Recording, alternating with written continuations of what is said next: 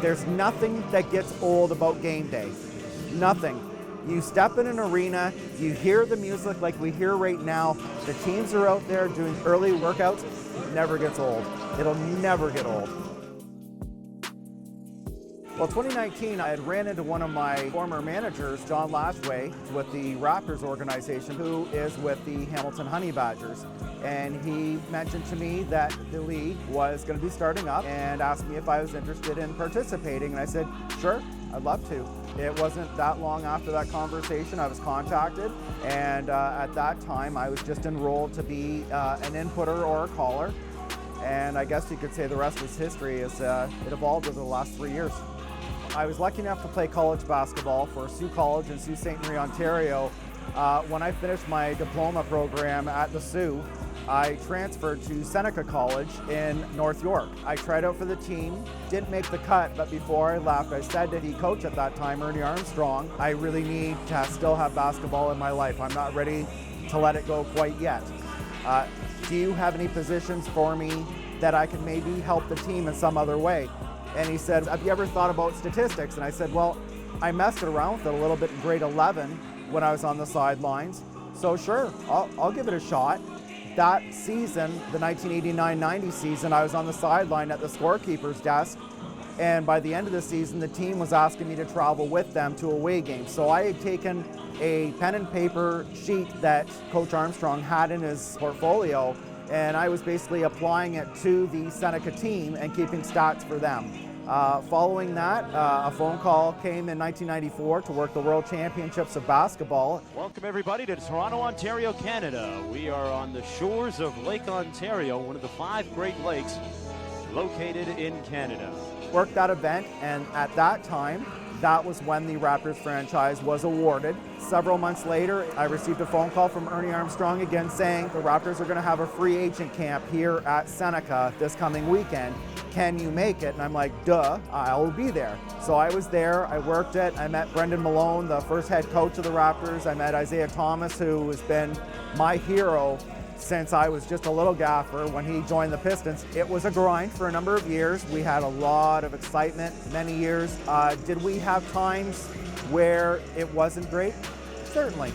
But that's with every franchise. You're going to have your ups and downs, and that playoff run of the ring season was just absolutely magical. We, the North, are now we, the champions, the Raptors, the 2019 NBA champs.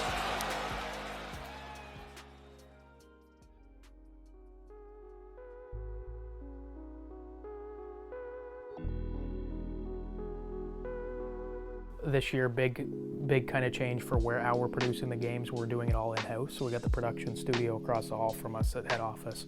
We'll go take a look. It's a bit of a mess. It means that there's work going on. So the idea behind bringing everything in-house is, again, how we're set up, how we're owned, how we operate, is everything centrally located. So why can't we produce the game centrally? We saw a lot of this in the pandemic when people were doing Remy from Ontario producing games in Tampa, Florida for the Raptors. Really, that's what we're doing here. It's the brainchild of Evan Kozner, Michael Svikovic, Mike Morelli, and Jamie Tan, who's in here working away.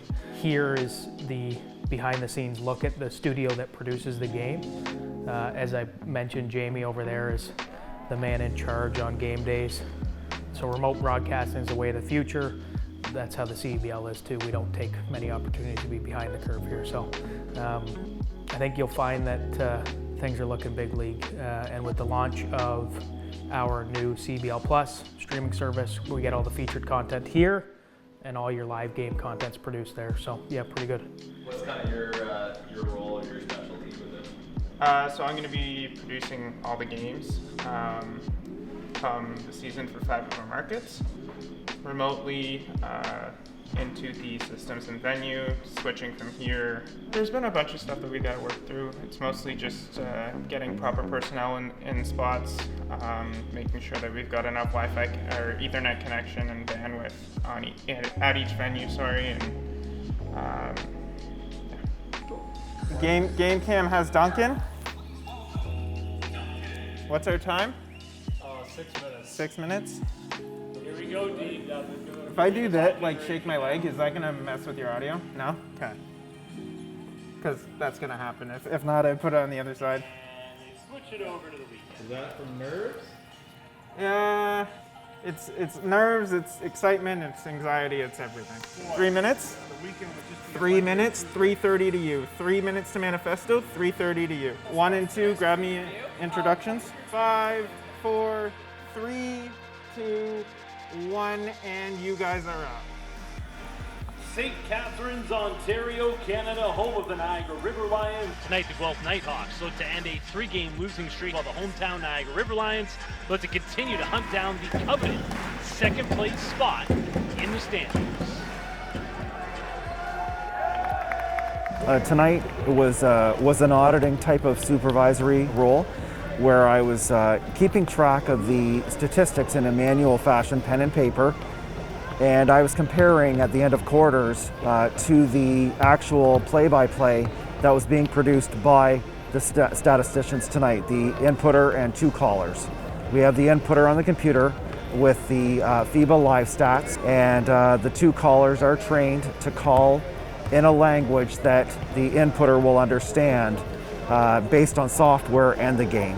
Should be a turnover event. He collected the ball, but he didn't get up high enough. But it's always a judgment call, okay? Whatever you call, go with. The primary unit gets the basic information of the event in, and the secondary computer operator will update the more detailed information.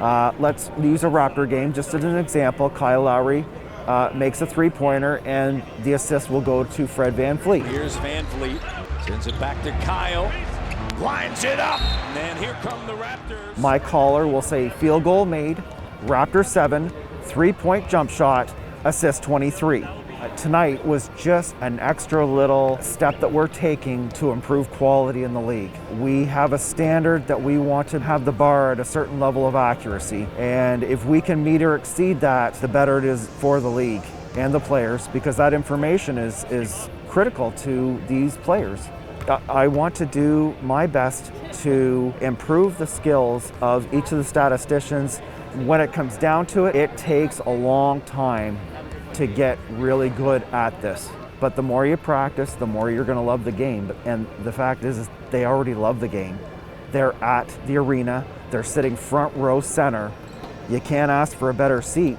And you're watching people that have the makings of making it big in the basketball world.